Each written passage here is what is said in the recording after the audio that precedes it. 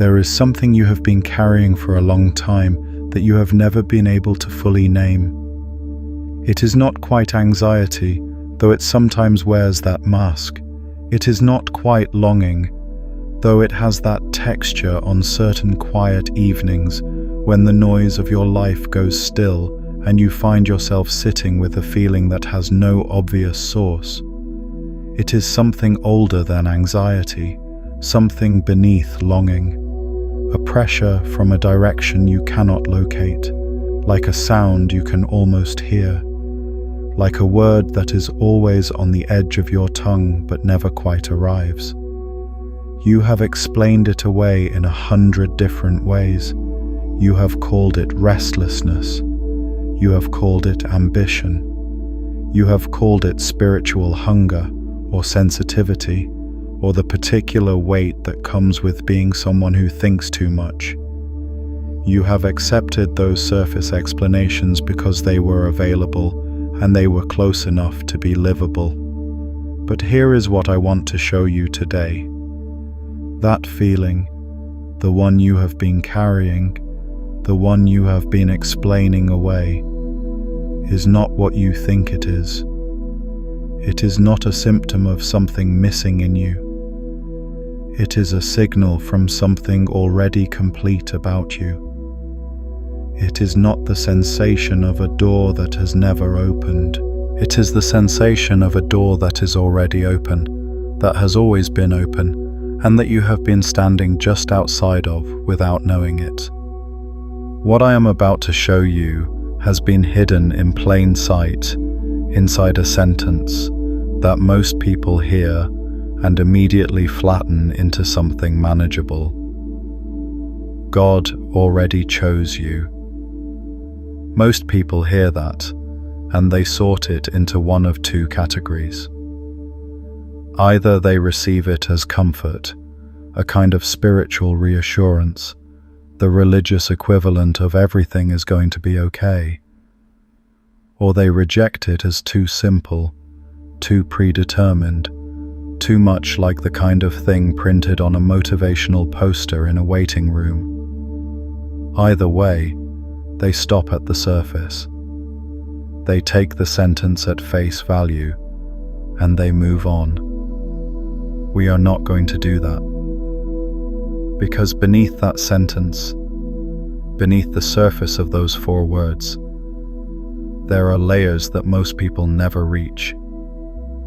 Layers that, once you see them, change not just what the sentence means, but what you understand yourself to be. And beneath those layers, there is something that quantum mechanics has been trying to tell us for nearly a century. And beneath that, there is something that the oldest wisdom traditions on Earth mapped with extraordinary precision long before the language of physics existed to describe it. By the time we reach the bottom of this, you will not have simply received a spiritual encouragement. You will have seen something about the structure of time, the nature of identity, and the mechanics of being chosen that you cannot unsee. And that thing you have been carrying, that pressure from a direction you cannot locate, will finally have a name. If this is landing for you, here is something I want to share. Have you spent years trying every surface fix, therapy, mindset work, manifestation, habit redesign, and the same patterns keep coming back in different clothes? Every one of those tools is working on belief and behavior. The actual pattern was installed deeper than any of them can reach. Beneath the veil, a quantum map of reality's hidden layers walks through the full 5-layer descent, the surface reality you were handed, the layer where the pattern was actually installed, the physics underneath that, the ancient traditions that mapped the same thing thousands of years ago, and what you actually are at the bottom of all of it. This is the layer that therapy, mindset work, and manifestation could never reach. The longer you keep working the surface, the longer that deeper layer keeps generating the same life. So do this one tonight. It's waiting in the pinned comment below. Now let us go beneath the surface together, because the layers we are about to uncover are where this transmission truly begins.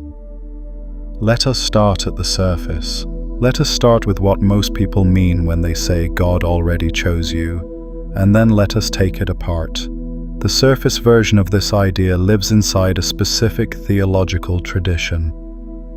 Election, predestination, the idea that before time began, a divine intelligence selected certain souls for a certain purpose. You find it in Paul's letter to the Ephesians, where he writes that we were chosen in him before the foundation of the world. You find it in the book of Jeremiah, where the voice of God says, "Before I formed you in the womb, I knew you. Before you were born, I set you apart."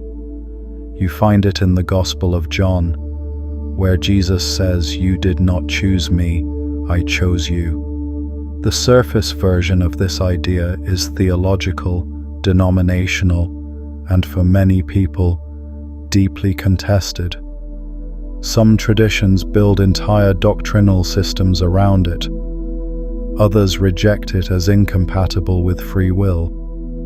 And most people, even those who hold it sincerely, hold it as a comfort, as a kind of divine backstory that makes them feel less alone. That is the surface. That is the thinnest layer of what this idea actually contains. Now let us go beneath it, because the word chosen, when you trace it back through the original languages, does not mean what the English translation implies. The Greek word used in Ephesians is eklegomai. It is a compound word, ek meaning out of or from within, and legomai derived from lego, which means to speak, to lay out, to gather together into order. Eklegomai does not simply mean to pick from a group the way you might pick a number from a lottery. It means to call forth from within, to speak something out of a deeper place into expression, to gather into ordered existence something that was already latent in the source. This is not a small distinction. This is the layer beneath the surface that changes everything. To be chosen in this older sense does not mean you were selected from a lineup of candidates. It means you were called forth from within the nature of the source itself. It means your existence is not an addition to reality. It is an expression of it.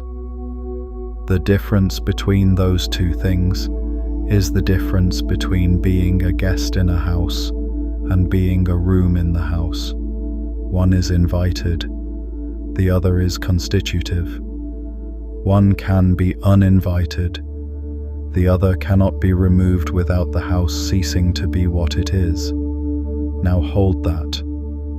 Hold the image of being called forth from within rather than selected from without, because we are about to go deeper into what that means, and the next layer is where it gets extraordinary.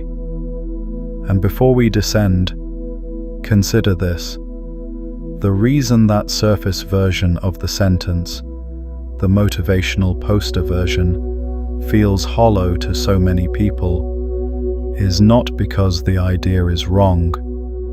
It is because they received the translation without the original.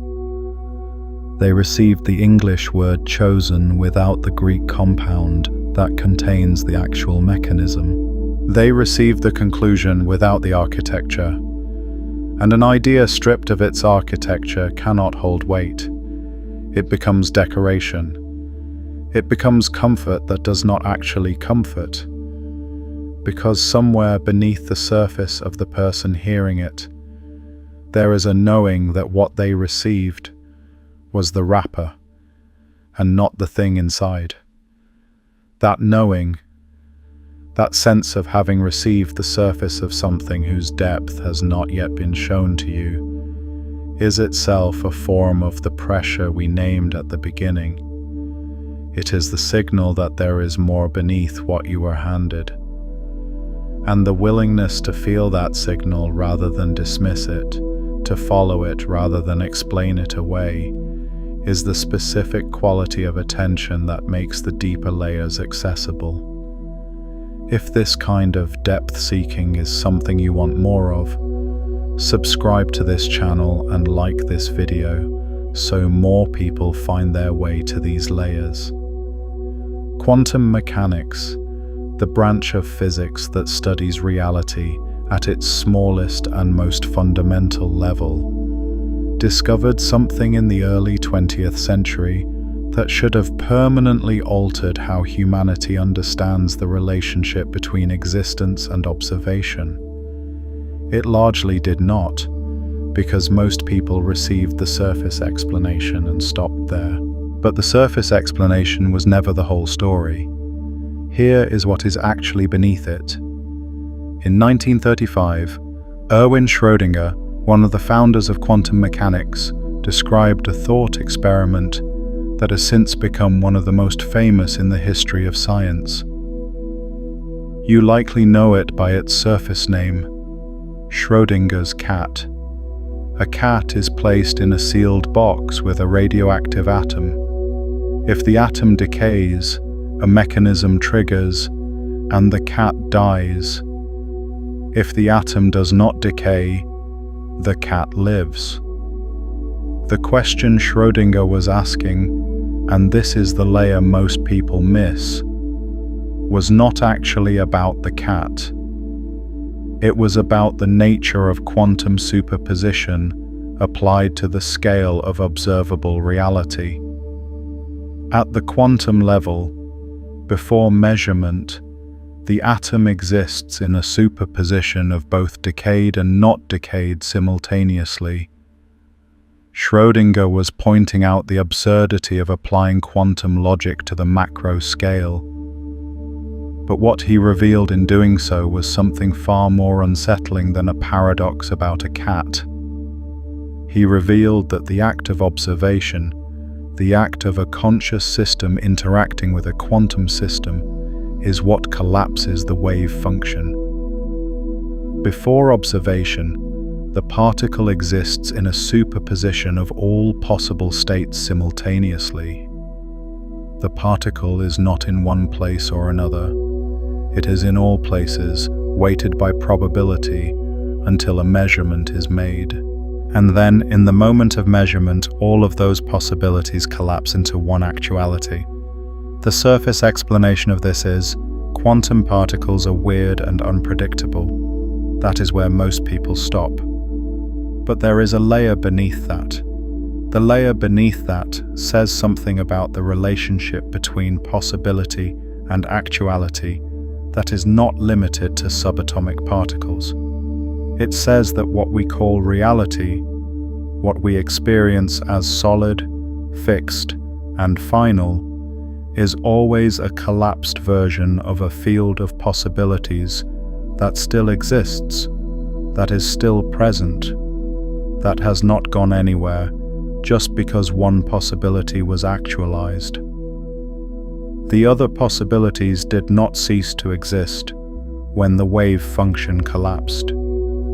They remained as what physicists call the quantum field, the underlying ground of all potential states. Now here is where it gets precise. The physicist David Bohm, who worked with Einstein and spent decades developing what he called the implicate order, proposed something that most physics textbooks mention only briefly and then move past. Bohm argued that what we observe as the physical world, what he called the explicate order, is not the fundamental level of reality. It is the unfolded surface of a deeper, enfolded order in which everything that has ever happened, everything that is happening, and everything that will happen exists simultaneously in a kind of encoded totality. The explicate order, the world you see and touch and move through, is what happens when the implicate order unfolds into time. It is the surface, and the implicate order is the layer beneath it. Bohm used the analogy of a hologram. In a holographic image, every part of the image contains information about the whole. If you cut a holographic plate in half, you do not get half the image. You get the whole image, smaller. The information of the whole is enfolded into every part.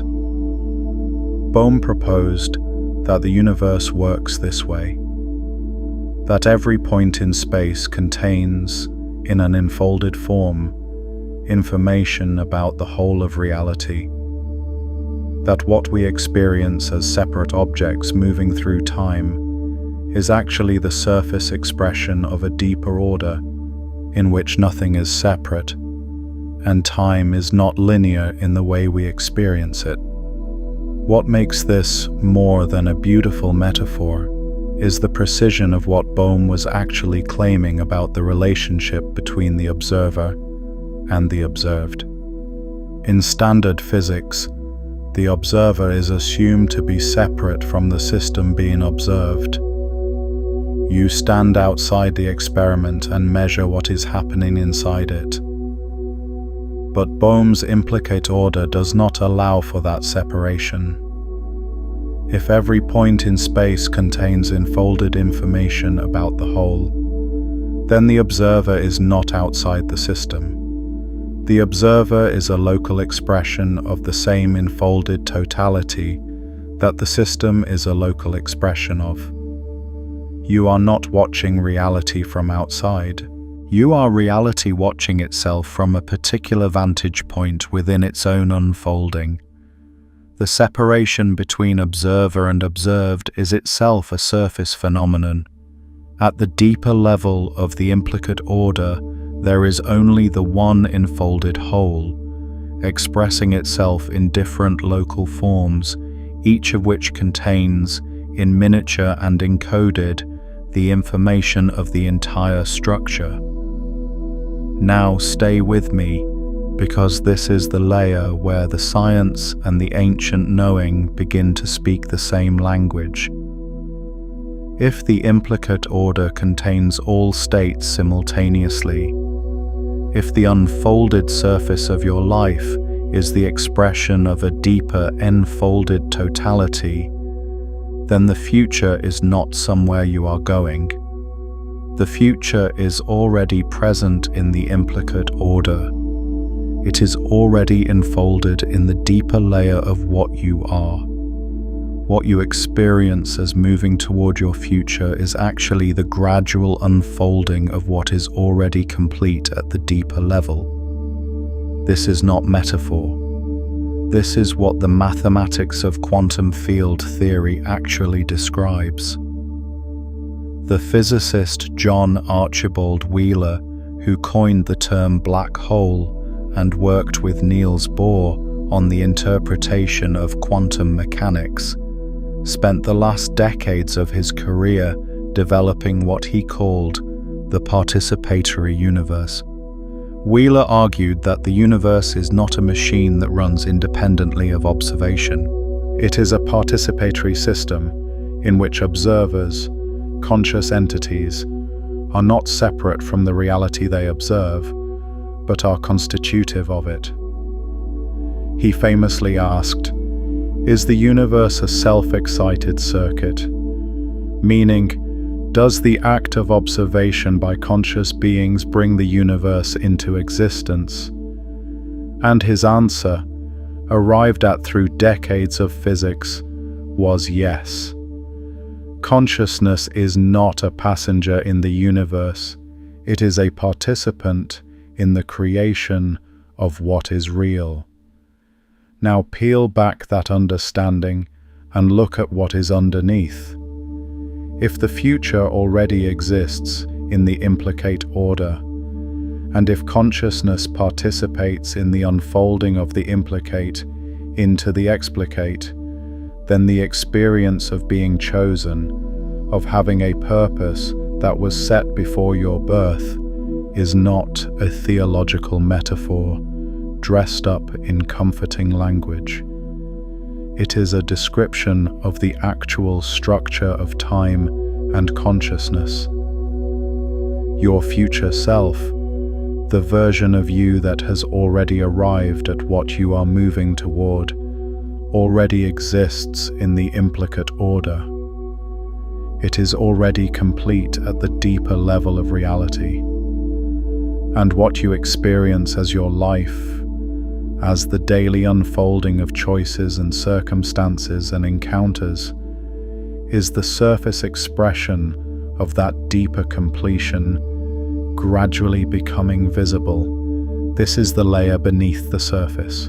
And now we need to go one level deeper still, because there is a specific phenomenon in quantum mechanics that makes this even more precise, and most people have never heard it explained this way. It is called retrocausality, and it is one of the most quietly radical ideas in modern physics.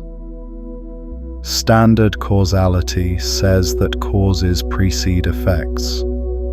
The past causes the present, causes the future. This is the surface model of time that everyone operates from. But quantum mechanics has been producing experimental results for decades that are very difficult to explain within that model. The delayed choice quantum eraser experiment, first proposed by John Wheeler and later performed in multiple laboratory settings, demonstrated something that should have been front-page news everywhere and largely was not. Here is what it showed. When photons are fired through a double-slit apparatus, they produce an interference pattern on a detection screen, which is evidence of wave behavior, of superposition. When a detector is placed to measure which slit each photon passes through, the interference pattern disappears and the photons behave like particles. This is the standard wave-particle duality result. But the delayed choice version does something more unsettling. In the delayed choice experiment, the decision of whether or not to measure which slit the photon passes through is made after the photon has already been detected. After. And yet, the photon's behavior, whether it exhibited wave or particle characteristics, corresponds to the measurement choice that had not yet been made when the photon arrived. The future measurement choice appeared to influence the past behavior of the particle. Physicists have proposed multiple interpretations of this result. Some invoke the many worlds interpretation. Some invoke retrocausality, the idea that information can travel backward in time at the quantum level. Some invoke the block universe model, in which past, present, and future all exist simultaneously in a four-dimensional space-time structure, and what we call time is simply our movement through a cross-section of something that is already complete. The block universe model, which has serious support among physicists including Julian Barber, who wrote an entire book on the subject called The End of Time, proposes that every moment of your life, every moment that has happened, and every moment that will happen, already exists as a fixed structure in four-dimensional space-time. What you experience as the present is not the edge of reality. It is your consciousness moving through a reality that is already fully formed. If that is true, and the mathematics of general relativity actually supports it, then the future version of you is not a possibility. It is a location. It already exists. It is already real. And the message from your future self is not a metaphor. It is a description of something that is already there, already complete, already present in the deeper structure of what is. Now let us go to the ancient layer, because the physicists who arrived at these conclusions in the 20th century were not the first to map this territory. They were the most recent. Thousands of years before Bohm described the implicate order, before Wheeler proposed the participatory universe, before the delayed choice experiment revealed the strange relationship between future choices and past events, the wisdom traditions of the ancient world were describing the same hidden layer in different languages. In the Vedantic tradition of ancient India, the concept of Brahman describes the ground of all existence as a single, undivided, timeless awareness in which all apparent forms, all apparent separations, all apparent sequences of past and future are surface expressions of an underlying unity. The Sanskrit word for this underlying unity is Sat Chit Ananda, being, consciousness, bliss. Not three separate things, one thing described from three angles. The Vedantic tradition taught that what you experience as your individual self, your sense of being a particular person moving through time, is what they called the jiva, the individual wave on the surface of an infinite ocean. The wave is real, but the wave is not separate from the ocean, and the ocean, the deeper layer, is what you actually are. The individual self is the surface. The undivided awareness is the depth. The Vedantic tradition also taught something that maps with extraordinary precision onto the block universe model of physics. They called it the concept of karma and dharma, not as moral accounting, but as the enfolded trajectory of a soul. Your dharma, in the deepest Vedantic sense, is not a duty imposed from outside. It is the specific way that the universal consciousness expresses itself through this particular form. It is the implicate order of your existence, the enfolded pattern that is gradually unfolding into the explicate order of your life. You do not find your dharma, you recognize it, because it was always already there, beneath the surface of the choices you thought you were making freely. What is remarkable about this teaching is its precision regarding the relationship between individual will and cosmic pattern. The Vedantic teachers did not say that your choices are illusions.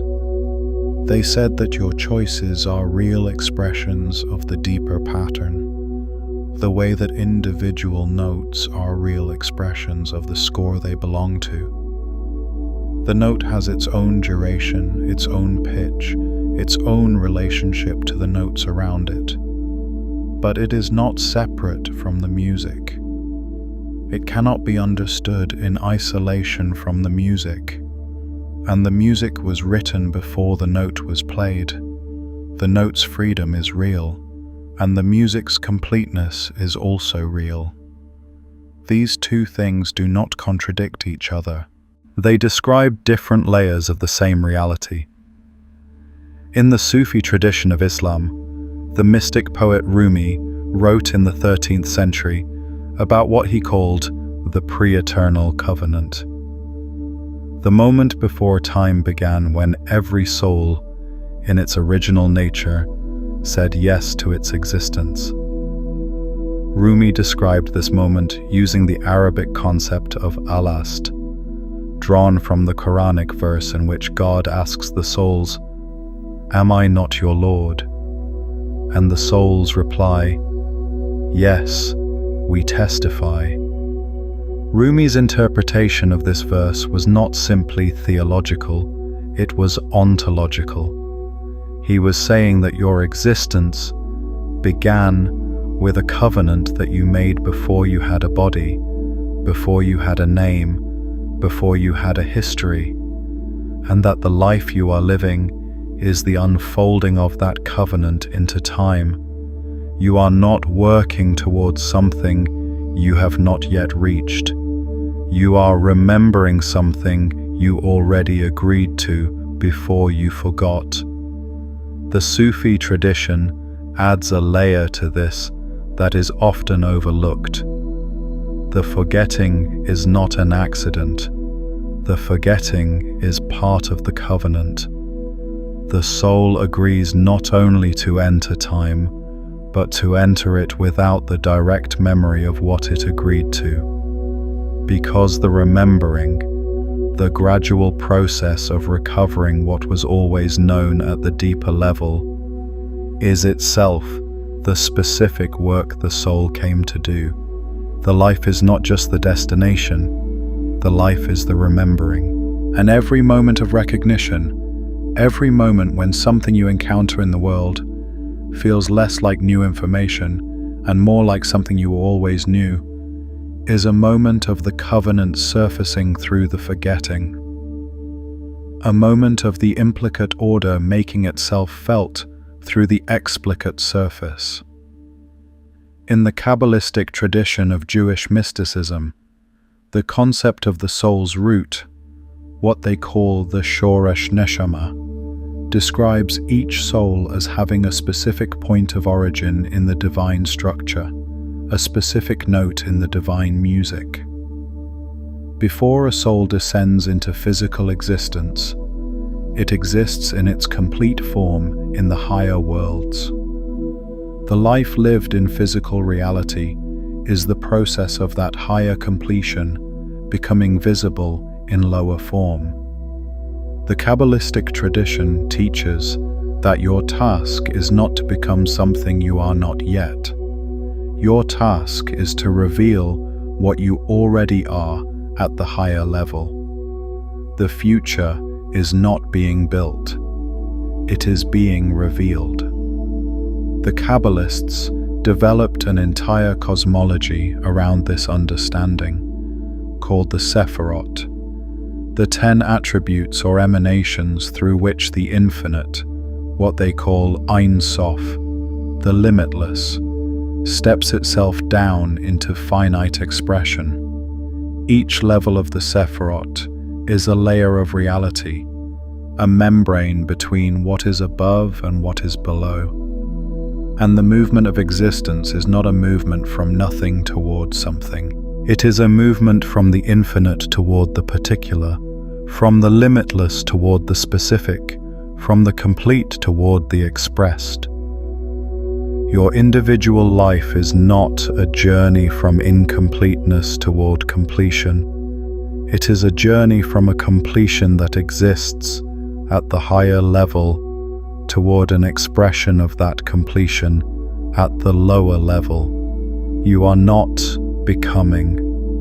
You are descending into visibility. And in the oldest layers of the Christian mystical tradition, before the surface doctrines calcified into institutional forms, the Desert Fathers and Mothers of the 3rd and 4th centuries taught something that is rarely quoted in modern churches. Origen of Alexandria, one of the earliest Christian theologians, taught that every soul pre-existed its physical birth in a form that was already known to God, that the incarnation, the entry into physical life, was not the beginning of the soul, but a particular chapter in a story that had already begun at a deeper level. Origen's views were later declared heretical by councils that preferred a simpler surface story, but the deeper layer he was pointing at did not disappear. It went underground. It survived in the mystical streams of Christianity, in the writings of Meister Eckhart, who wrote that there is a place in the soul that has never been touched by time, in Julian of Norwich, who wrote that all shall be well, and all shall be well, and all manner of things shall be well, not as wishful thinking, but as a statement about the nature of a reality that was already complete at the deeper level. All of these traditions, separated by geography, by language, by centuries, were mapping the same hidden layer. The layer that says, beneath the surface of your unfolding life, there is a deeper order in which your completion is already real. You are not becoming, you are revealing. And the future self you are moving toward is not a possibility. It is a presence that is already there, already formed, already waiting for the surface of your life to catch up with what is already true at the depth. What is most striking about this convergence is not that these traditions arrived at similar conclusions. It is that they arrived at similar conclusions using completely different methods. The Vedantic teachers arrived through direct contemplative inquiry into the nature of consciousness itself. The Sufi mystics arrived through the practice of annihilation of the individual self in the divine presence. The Kabbalists arrived through systematic mapping of the structure of divine emanation. The Christian mystics arrived through the practice of contemplative prayer and the direct experience of union. And the physicists arrived through mathematics and experimentation. 5 entirely different methods of investigation, 5 entirely different vocabularies, and they all arrived at the same hidden layer. That is not coincidence. That is the layer making itself known through every available aperture. Pause here for a moment and ask yourself, has there been a layer in your own life that was hidden in plain sight until you were finally ready to see it? A truth you always sensed was there, but could not quite reach until something shifted? Drop it in the comments. What you recognized in your own life is part of this same map we are drawing together. Now I want to show you something. I want to show you what happens when you try to live from the surface layer alone, and what becomes possible when you learn to feel the deeper layer beneath it. There was a woman named Mara who grew up in a city built on a floodplain. The city was beautiful from above, with wide streets and old stone buildings and a river that wound through its center like a signature. But everyone who had lived there long enough knew something that the tourists did not. The city was built on unstable ground. The river had flooded before and would flood again. The foundations of the oldest buildings were not in the stone you could see. They were in something deeper, something that the original builders had known about and engineered for, but that generations of later residents had forgotten. Mara was an architect. She had spent her career designing buildings that looked solid, that felt permanent, that satisfied the requirements of the surface inspection. She was good at her work, she was respected, and she was haunted, not by anything she could name, by that pressure from a direction she could not locate, by the sense that her work was missing something she could not identify. She had designed beautiful surfaces. She had never learned to read the ground beneath them. One year, the river flooded. Not catastrophically, just enough to reveal something. The oldest building in the city, a structure that had stood for 300 years, while newer buildings around it crumbled and were replaced, was untouched. The water moved around it as if the building were rooted in something the flood could not reach. Mara went to examine it after the water receded. She found, in the original architectural drawings held in the city archive, that the builders of that old building had done something that no one had done since. They had not built their foundation on the visible ground. They had drilled down through the unstable floodplain soil until they reached bedrock. They had built on what was beneath the surface, and 300 years later, that invisible foundation was what kept the building standing when everything built on the surface gave way. Mara spent the next year redesigning her practice, not the surface of her work, the foundation of it. She began every new project by asking a question she had never asked before. What is beneath the ground I can see? And the buildings she designed after that had a quality that her previous work had lacked, a quality that clients could feel but rarely articulate, a sense of being held by something that went deeper than the visible structure. She never stopped designing beautiful surfaces, but she stopped treating the surface as if it were the foundation. And here is what changed in Mara that is worth naming precisely, because it is the same thing that changes in anyone who learns to build from the deeper layer. It was not that her surfaces became less important. It was that her relationship to the surface became different. Before she found the bedrock, every surface was carrying the full weight of her anxiety about whether the structure would hold.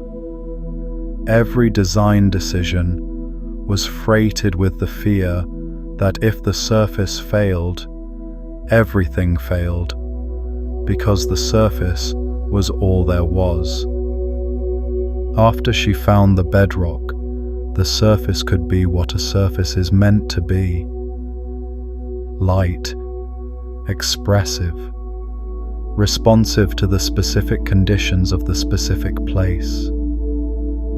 The weight had shifted to where it belonged, and freed from carrying weight it was never designed to carry, the surface became more beautiful, not less. This is what happens when you learn to live from the deeper layer. The surface of your life does not disappear. It does not become irrelevant. It becomes what it was always meant to be. The visible expression of something that is held at a depth the surface alone could never provide. And you, listening to this now, you have been building on the visible ground. You have been treating the surface of your life as if it were the foundation of your existence, the surface of your circumstances, your history, your sense of what is possible, your understanding of what you are. And there has been a quality missing from what you have built, not because you are not capable, but because you have not yet learned to build from the layer beneath the surface. That is what we are doing here.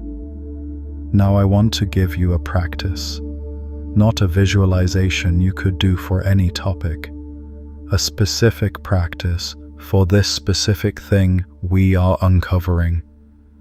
I want you to do something right now, wherever you are.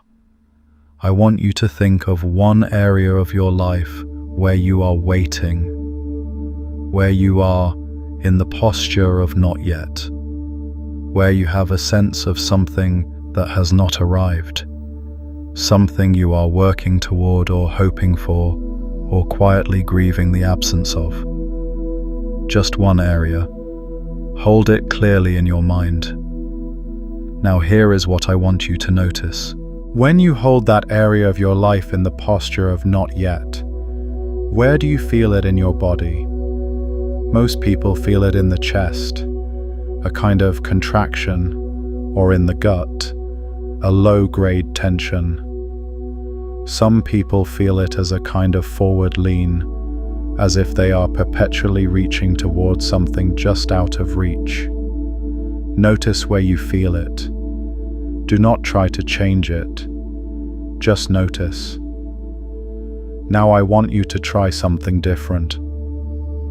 I want you to hold the same area of your life, but with a different premise. Not the premise of not yet, the premise of already, not pretending, not affirmation. I am asking you to try on, just as an experiment, the premise that what you are waiting for already exists.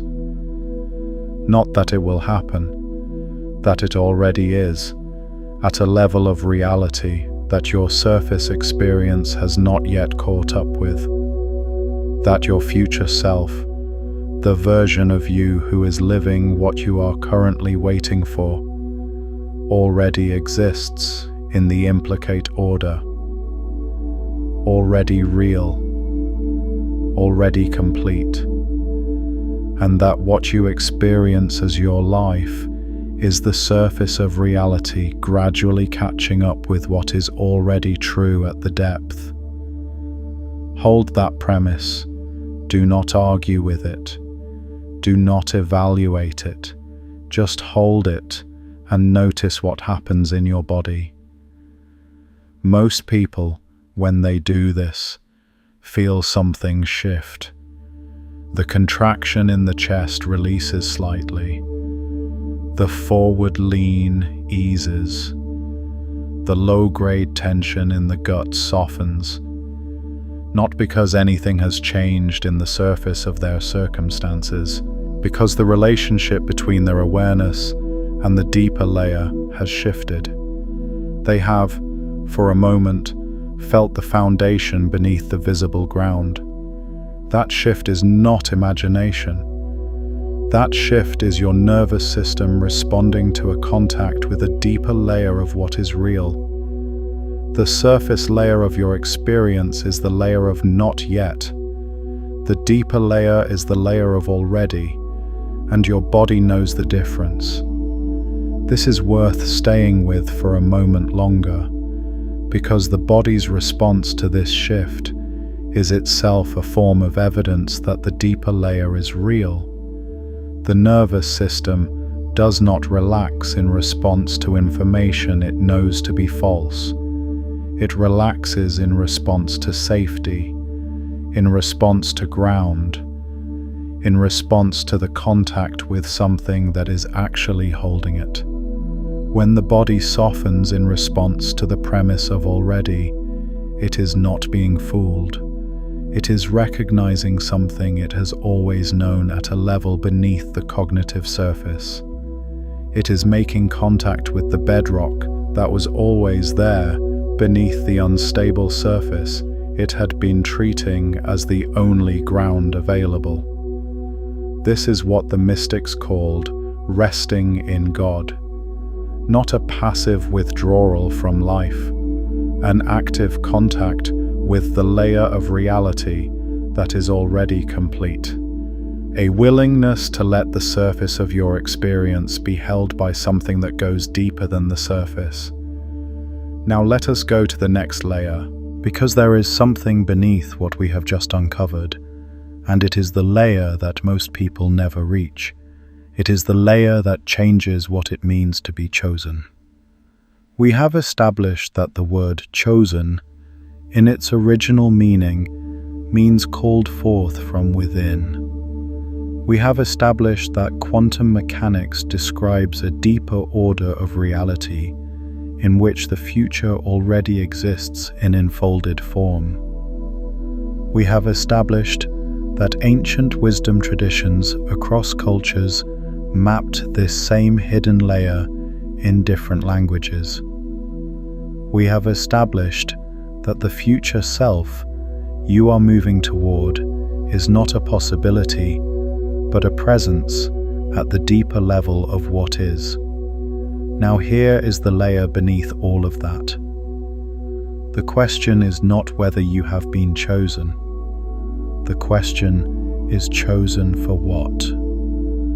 And the answer to that question is not what most people expect. Most people, when they hear God already chose you, assume the choosing is about a destination, about an outcome, about success or abundance or a particular life circumstance that is being divinely guaranteed. They hear it as a promise about what they will have. And that is the surface version. That is the layer that makes the sentence feel like a motivational poster. But beneath that layer, the choosing is not about what you will have. It is about what you will become capable of seeing. Let me show you what I mean. In the Gospel of John, the passage where Jesus says, "You did not choose me, I chose you," is followed immediately by a phrase that most people forget.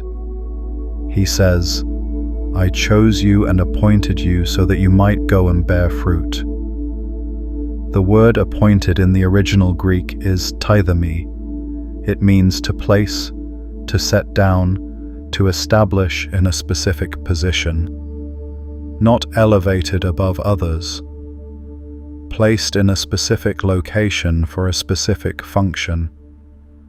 The choosing is not about status.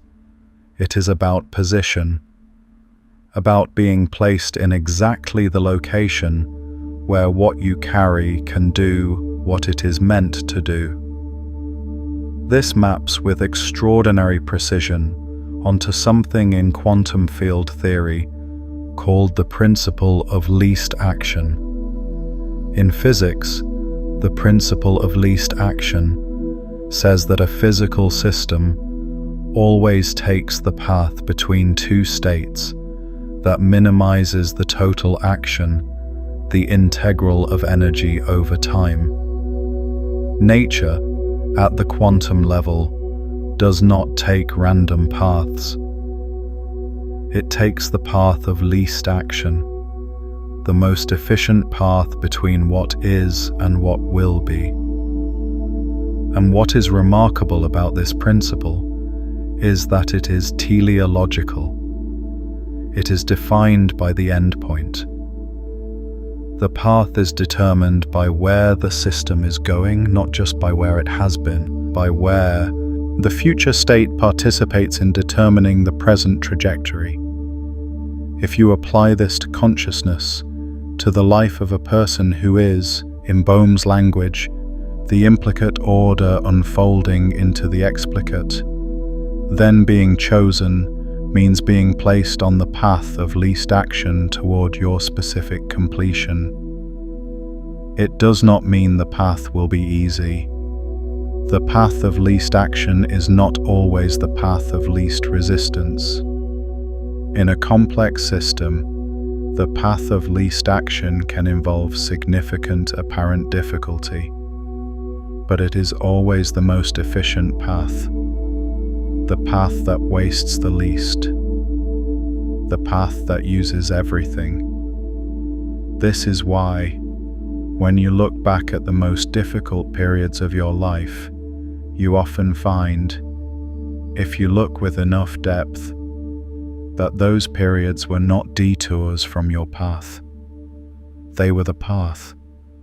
They were the specific terrain that the path of least action required you to move through in order to arrive at what you were moving toward. The difficulty was not evidence that you were unchosen. It was evidence that the path was real. There is a concept in Jewish mystical thought called tikkun, often translated as repair or correction. The Kabbalistic tradition teaches that each soul enters physical existence with a specific tikkun, a specific repair that only that soul can make in the specific place and time and set of circumstances into which it is born. The tikkun is not a problem to be solved. It is a function to be fulfilled. It is the specific note that this soul contributes to the larger music, and the circumstances of a life, including its difficulties, are not random. They are the specific conditions that make the tikkun possible. The difficulty is not punishment. It is placement. It is being set down in the exact location where what you carry can do what it is meant to do.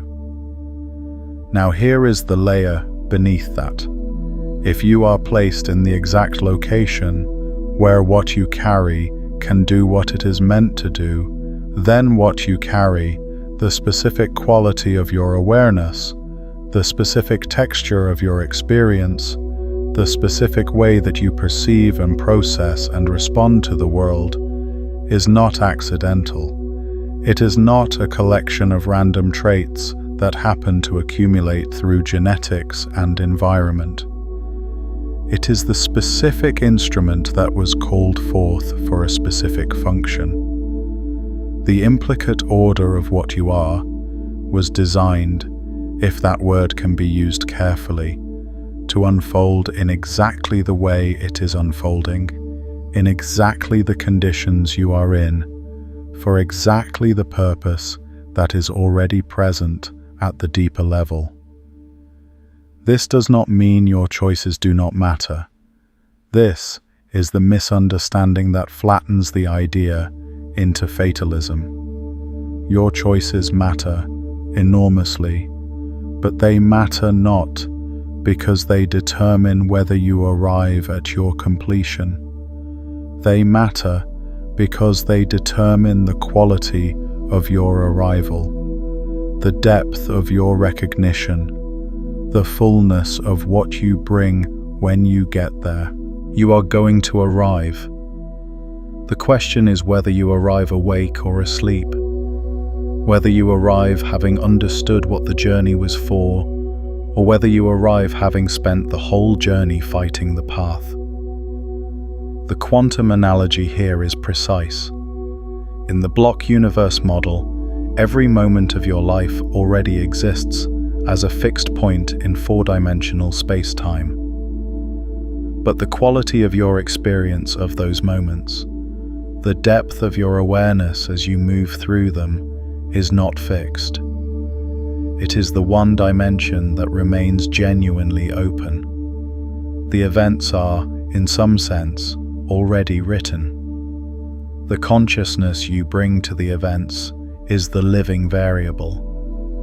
And that living variable is everything, because it determines not just how you experience what is already there, but what you are able to see within it, what layers you are able to perceive, whether you stay at the surface of your life or whether you learn to feel the depth beneath it.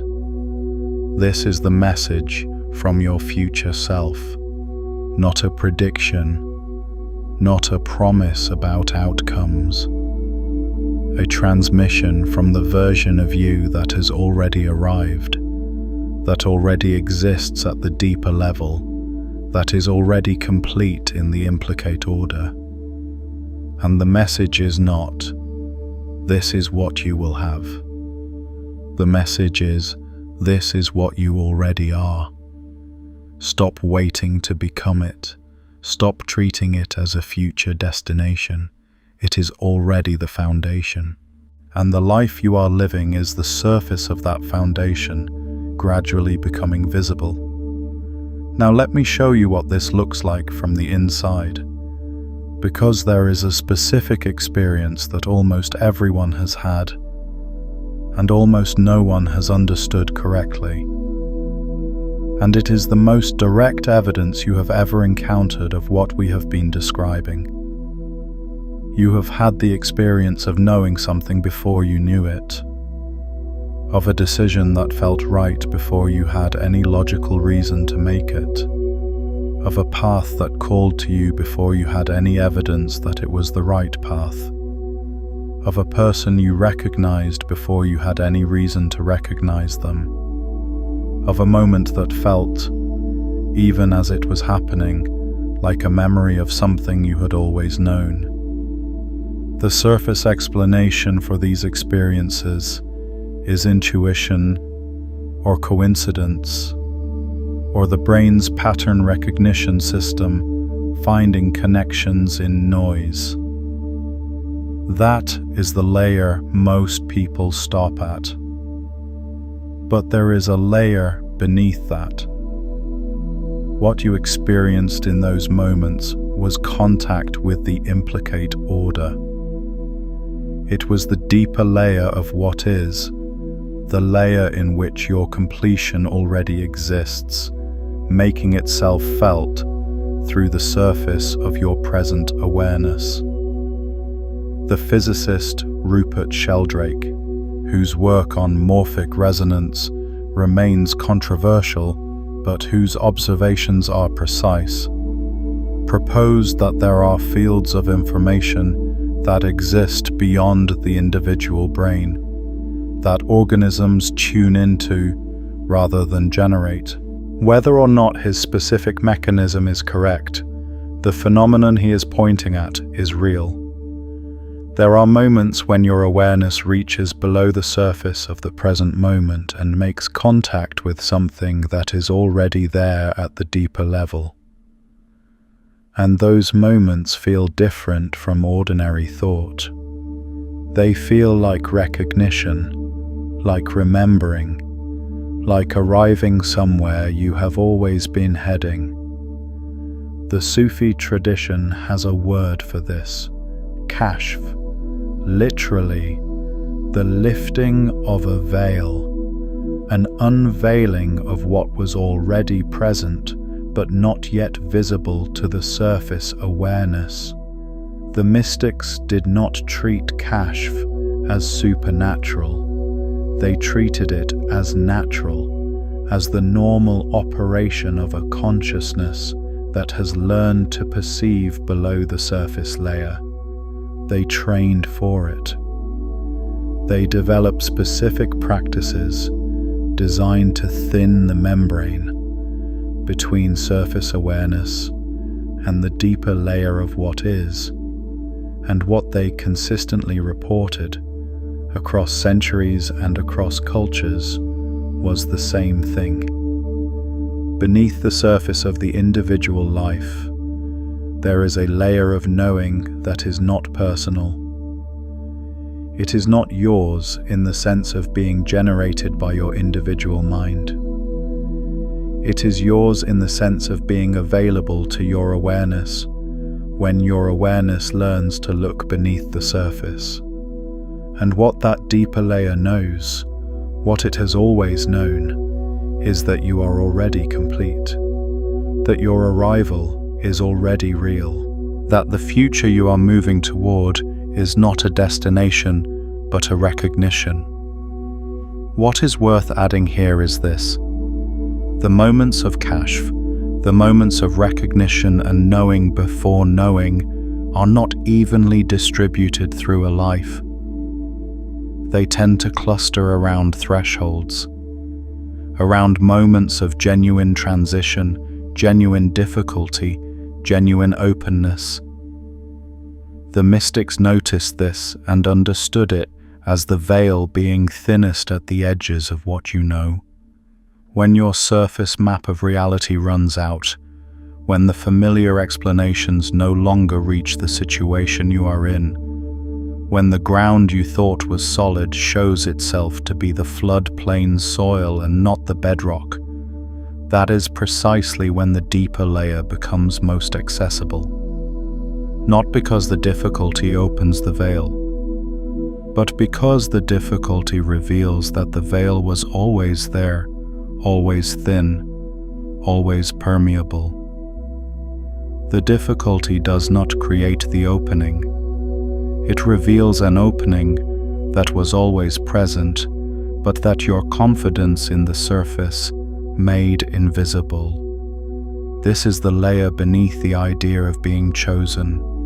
Not that God picked you from a list, but that the intelligence at the ground of reality, the consciousness that Bohm's implicate order points toward, the awareness that the Vedantic tradition calls Brahman, the presence that the Sufi tradition calls the beloved, the depth that the Kabbalistic tradition calls Ein Sof, the limitless, has called forth from within itself a specific expression.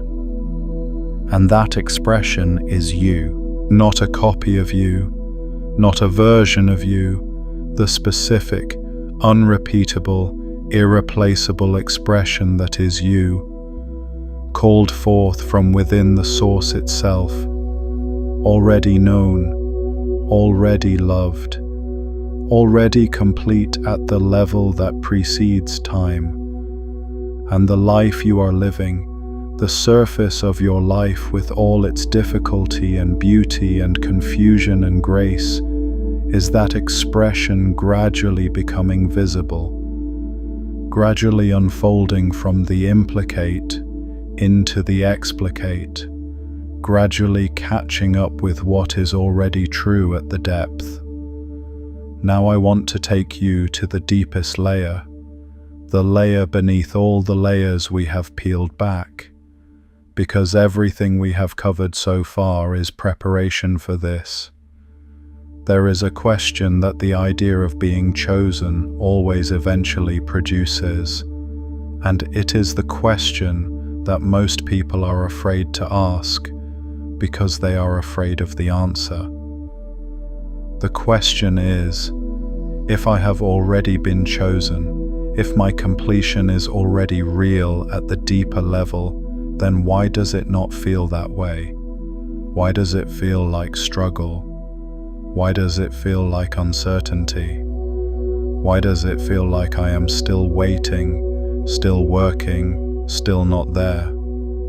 This is the most important question, and the answer is the deepest layer. The reason it does not feel that way is not because it is not true. The reason it does not feel that way is because of the specific function of the surface layer. The surface layer, the layer of ordinary waking consciousness, the layer of not yet and still working and almost there, is not a mistake. It is not a limitation to be transcended. It is the mechanism through which the implicate order unfolds into the explicate. It is the interface between what is already complete at the depth and what is gradually becoming visible at the surface. And that interface, by its nature, experiences things as sequential, as unfolding, as not yet fully arrived. Think of it this way: a symphony is complete before it is performed. Every note, every movement, every moment of silence is already present in the score. The score is complete. But the performance is not the score. The performance is the score unfolding in time. And the musicians who are performing the symphony do not experience it as complete. They experience it measure by measure. They experience the not yet of the next phrase even as the current phrase is being played. Their experience of not yet is not evidence that the symphony is incomplete. It is the nature of what it means to perform something that is already complete.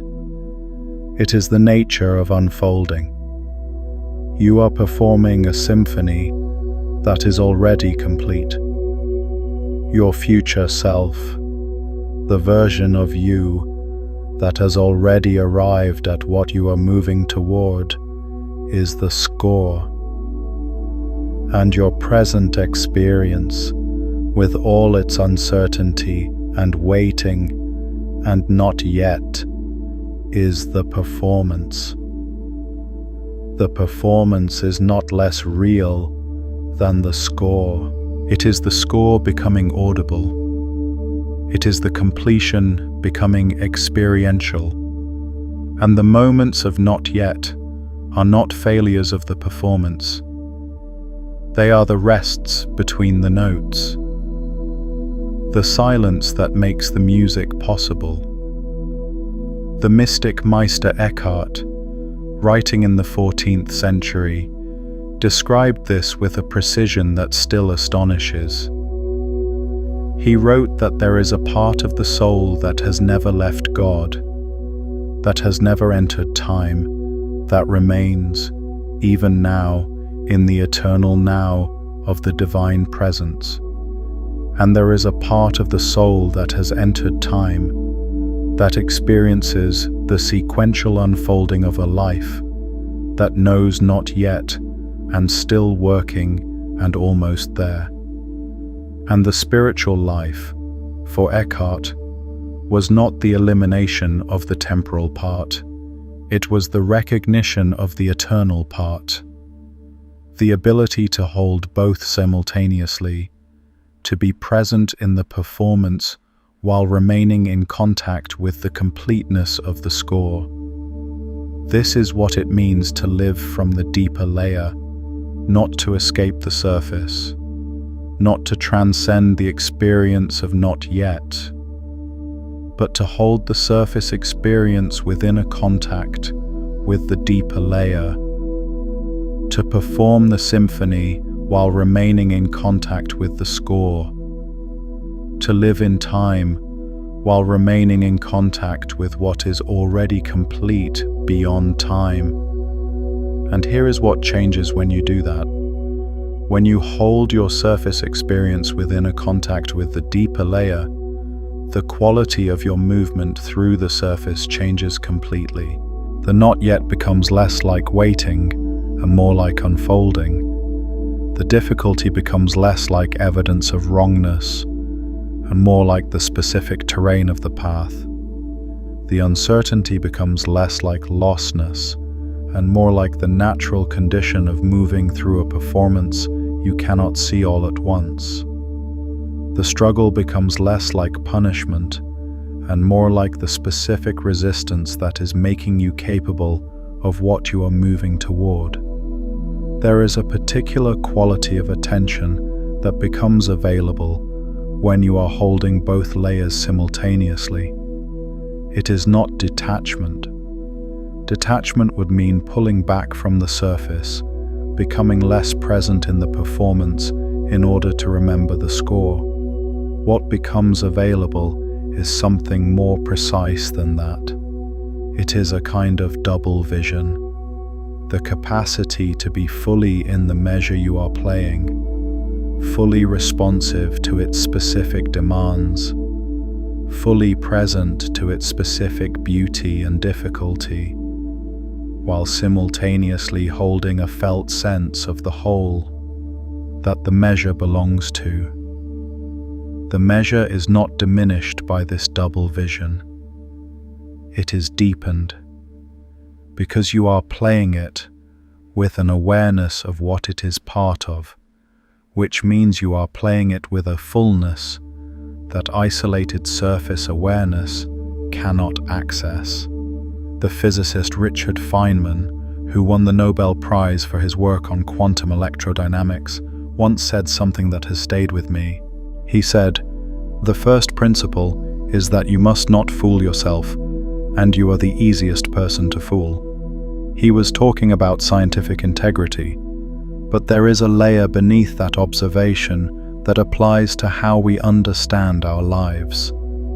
The easiest person to fool is yourself, and the most common way we fool ourselves is by treating the surface of our experience as the whole of reality, by treating the not yet of the surface as evidence that the depth does not exist, by treating the difficulty of the performance as evidence that the symphony is incomplete. The deeper layer is not fooling you. The surface layer is, not maliciously, by limitation, by the nature of what it means to be a consciousness that is experiencing the unfolding of something that is already complete at a level it cannot directly perceive. And the practice, the real practice, is not to escape the surface. It is to stop letting the surface be the only thing you perceive. It is to develop the capacity to feel the depth while living the surface, to hold the score while performing the symphony, to remain in contact with what is already complete while fully inhabiting the experience of unfolding. This is what the choosing is for. This is the function you have been placed in, not to arrive at a particular outcome, to develop the capacity to perceive the deeper layer while fully inhabiting the surface, to be a point of contact between what is already complete at the depth and what is gradually becoming visible at the surface. To be, in the language of the Kabbalistic tradition, a vessel through which the higher light descends into the lower world. Not by transcending the lower world, by being fully present in it while remaining in contact with the higher light. This is the message from your future self. Not, you will get there. Not, it will work out. Something much more precise than that. The message is, I am already here. I am already real. I am already complete. And you are not working toward me. You are the process of me becoming visible. Every step you take, every difficulty you move through, every moment of not yet that you hold without collapsing into it, is me, the completed version, unfolding into the surface of your experience. You are not behind me. You are me, in the act of becoming visible. That is what it means to be chosen, not selected, not guaranteed, called forth, from within the source itself, into a specific expression, for a specific function, along the path of least action toward a completion that is already real. And the veil between you and that completion is not made of distance. It is not made of time. It is made of the habit of treating the surface as the whole of what is. The habit of letting the not yet of the performance convince you that the symphony is incomplete. The veil is thinner than you think. It is, in fact, the thickness of a single shift in perception. The shift from looking at the surface to feeling the depth beneath it. And you have already begun to make that shift. You made it the moment you asked the question that brought you here. The moment you felt that pressure from a direction you could not locate, and chose to look toward it rather than away from it.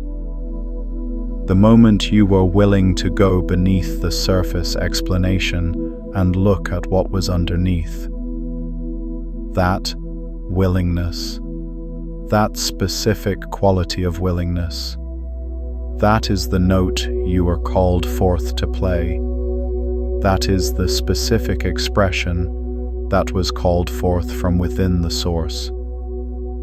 Not your achievements, not your outcomes, not the particular shape of the life you build on the surface. The willingness to look deeper, the capacity to hold the not yet of the surface while remaining in contact with the already of the depth. This is what you carry. This is what the choosing was for. Now let me bring all of these layers together, because we have dug deep, and it is time to let the full depth become visible as a unified understanding. We started at the surface, with a sentence that most people hear and flatten into comfort or reject as too simple. God already chose you. We found beneath that surface the original meaning of the word chosen, eklegomai, called forth from within. We found beneath that the quantum mechanics of the implicate order, the block universe, the principle of least action, the delayed choice experiment, all pointing toward a structure of reality in which the future already exists and the present is the surface of something already complete at the depth. We found beneath that the ancient wisdom traditions of Vedanta, Sufism, Kabbalah, and Christian mysticism, all independently mapping the same hidden layer in different languages. We found beneath that the specific experience of knowing before knowing, the moments of recognition and kashf, the contact with what is already there at the deeper level. And we found at the deepest layer the answer to the question that the idea of being chosen always eventually produces. Why does it not feel that way? And the answer was, because you are the performance, not the score. You are the unfolding, not the completion. And the not yet of the performance is not evidence that the symphony is incomplete. It is the nature of what it means to perform something that is already complete. And the practice is not to escape the performance. It is to remain in contact with the score while fully inhabiting the performance. This is the unified understanding. This is what all the layers were pointing toward. You are a specific expression called forth from within the ground of all existence. Your completion is already real at the deeper level. Your future self already exists in the implicate order. The life you are living is the surface of that completion gradually becoming visible. The difficulties you have moved through are the specific terrain of the path of least action toward what you are already moving toward. The not yet you feel is the nature of being in the performance of something already complete. And the practice, the real practice, is to develop the capacity to feel the depth while living the surface. To hold the score while performing the symphony. To remain in contact with what is already complete while fully inhabiting the experience of unfolding. That is the message from your future self. Not a prediction, a transmission. From what is already real at the deeper level to what is gradually becoming visible at the surface. From the completion to the unfolding, from the score to the performance. And the message is this: you are already here. You have always been here. At the level that matters most, at the level beneath all the surface layers of not yet, and still working, and almost there, you are already complete, already chosen, already arrived. The veil between you and that knowing is not made of distance. It is made of the habit of treating the surface as the whole of what is. And that habit, right now, in this moment, is thinner than it has ever been. Because you looked beneath the surface, because you were willing to go deeper than the comfort explanation, because something in you, that pressure from a direction you could not locate, knew there was a layer beneath what you had been told, and you chose to look toward it. That choosing, that specific act of looking deeper is the note you were called forth to play, and you are playing it right now. I want to ask you something before you go. In the comment section below, I want you to share one thing, not a general reflection. One specific thing, the one layer from what we uncovered today that landed most precisely. The one thing that, when you heard it, felt less like new information and more like recognition. Like remembering something you had always known. Because that recognition, that specific feeling of remembering rather than learning, is the most direct evidence you will ever have of what we have been describing. It is the surface of your awareness, making contact with what is already present at the deeper level. It is the performance catching a glimpse of the score. And when you name it, when you articulate what you recognized, you make it more real at the surface. You accelerate the unfolding. Drop it below. One specific thing, not a general feeling. The specific layer. And if this transmission reached you, if something in it thinned the veil between where you have been living and what is already real at the depth, then share it with one person who is carrying that same pressure from a direction they cannot locate. Because the message from your future self is not only for you, it is through you. You are not only the one being called forth, you are one of the ways the calling reaches others. If you know someone who has been sensing something beneath the surface of their life, but has not yet had language for it, send them this video. When two people watch something like this together, the veil does not just thin for one of them. It thins between them. Shared depth creates a different kind of seeing than solitary depth. And this video is worth returning to as well. In the quiet of an early morning, or in those moments before sleep, when there is something you have been carrying for a long time that you have never been able to fully name. It is not quite anxiety, though it sometimes wears that mask. It is not quite longing, though it has that texture on certain quiet evenings when the noise of your life goes still and you find yourself sitting with a feeling that has no obvious source.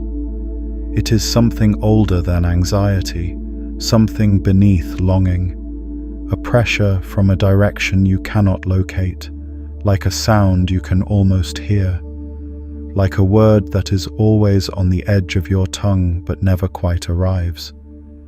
You have explained it away in 100 different ways. You have called it restlessness. You have called it ambition.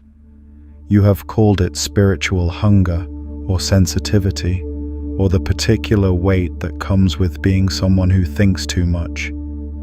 You have accepted those surface explanations because they were available and they were close enough to be livable. But here is what I want to show you today. That feeling, the one you have been carrying, the one you have been explaining away, is not what you think it is. It is not a symptom of something missing in you. It is a signal from something already complete about you. It is not the sensation of a door that has never opened. It is the sensation of a door that is already open, that has always been open, and that you have been standing just outside of without knowing it. What I am about to show you has been hidden in plain sight inside a sentence that most people hear and immediately flatten into something manageable. God already chose you. Most people hear that, and they sort it into one of two categories. Either they receive it as comfort, a kind of spiritual reassurance, the religious equivalent of everything is going to be okay, or they reject it as too simple, too predetermined, too much like the kind of thing printed on a motivational poster in a waiting room. Either way, they stop at the surface. They take the sentence at face value, and they move on. We are not going to do that. Because beneath that sentence, beneath the surface of those 4 words,